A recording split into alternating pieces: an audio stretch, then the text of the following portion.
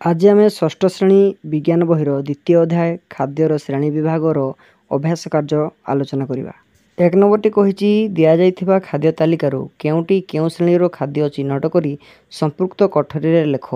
एठारे दि जा खाद्यगुड़िक मध्यरु श्वेतसार जातीय खाद्यगुड़िक होउछन्ति मांडिया, मुढ़ी, छतुआ, ओटा। पुष्टिसार जातीय खाद्यगुड़िक होउछि बड़ माछ, मांस, अंडा, छतु। स्नेहसार जातीय खाद्यगुड़िक होउछि चीनाबादाम, नड़िया, घीओ, मूला। आ विटामिन होउछि बरकोली, पिजुड़ी, कमला, अँला, गाजर, पाचिला आंब, कांकड़। आ खनिज लवण युक्त खाद्य होउछि चूना माछ, सुखुआ, समुद्र माछ, पालंग शाग, शाग।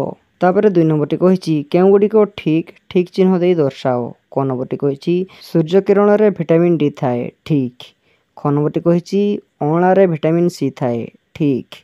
ग नंबरटी कहिछि सुखुआरे अधिक स्नेहसार रहिछि भूल। घ नंबरटी कहिछि सुषम खाद्य शरीरर आवश्यकता पूरण करे ठीक। उ नंबरटी कहिछि रक्तहीनता होइथिले समुद्र माछ खाइबा उचित भूल। च नंबरटी कहिछि विटामिन के सजना छुई रे मिले नाही ठीक। 6 नंबरटी कहिछि अंधार कणा भोगुथुवा व्यक्ति गाजर खाइबा अनुचित भूल। ज नंबरटी कहिछि क्षीर रे समस्त प्रकार विटामिन थाए भूल। तापर 3 नंबरटी कहिछि 2 बा 3टी वाक्य रे कारण लेख। क नंबरटी कहिछि खाद्य रे तंतुयुक्त खाद्य रहिबा आवश्यक। आंसर तंतु जातीय खाद्य शरीर रे हजम हुए नाही। तंतु जातीय खाद्य खाद्य नळीरू मल निष्कासन करिवारे सहाय्य करे। पेटरू मल बाहरी न गले शरीर रे विभिन्न रोग सृष्टि होइथाय। तेणु खाद्य रे तंतुयुक्त खाद्य रहिबा आवश्यक। तापर ख नंबरटी कहिछि आमिष खाउ नथिबा पिला अधिक परिमाणर क्षीर, डाली, बादाम खाइबा आवश्यक। आंसर आमिष कहिले साधारणतः माछ, मांस, अंडा को बुझाए। चूना माछरे कैल्शियम युक्त लवण, बड़ माछ, मांस और अंडारे पुष्टिसार और स्नेहसार थाए। क्षीर रे कैल्शियम युक्त लवण, डाली रे पुष्टिसार और बादाम रे स्नेहसार थाए। तेणु आमिष खाउ नथिबा पिला अधिक परिमाणर क्षीर, डाली और बादाम खाइबा आवश्यक। ग नंबर आंसर चक्रधर पाचिला अमृतभंडा, पाचिला आंब, गाजर, क्षीर और माछ खाइबा को भल पाए नाही। तेणु चक्रधरर खाद्य रे विटामिन ए ठीक रूपे मिले नाही। तेणु चक्रधर को अंधार कणा रोग हेबारु अंधार रे किछि देखा जाउ नाही। तापर घ नंबरटी कहिछि पिलामानकर पुष्टिसार जातीय खाद्यर आवश्यकता बेसी। आंसर पुष्टिसार जातीय खाद्य पिलामानक शरीर वृद्धि रे सहाय्य करे एवं नष्ट हो जाइतिबा कोष बदल रे नूतन कोष सृष्टि करे। पिलामाने अधिक पुष्टिसार न खाइले शरीर वृद्धि रे व्याघात घटे। तेणु पिलामानकर पुष्टिसार जातीय खाद्यर आवश्यकता बेसी। तापर 9 नंबरटी कहिछि पहाड़िया अंचल रे लोकमानकर गलगंड रोग हेबार संभावना अधिक। आंसर पहाड़िया अंचल रे मिलुथुवा पानी, पनीपरिबा और फलमूल रे आयोडीन न थाए।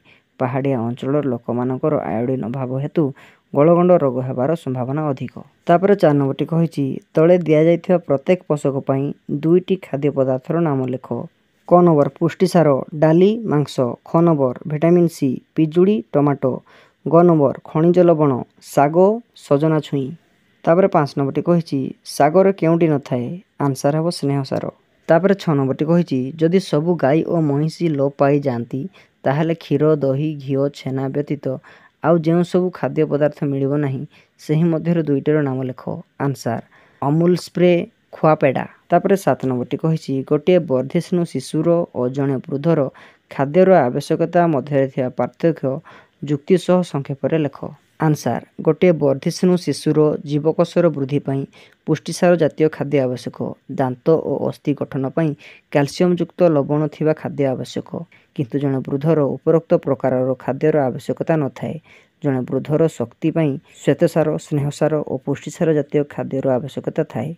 रक्त गठन पई लौहयुक्त लवण थिबा खाद्यर आवश्यकता थाए।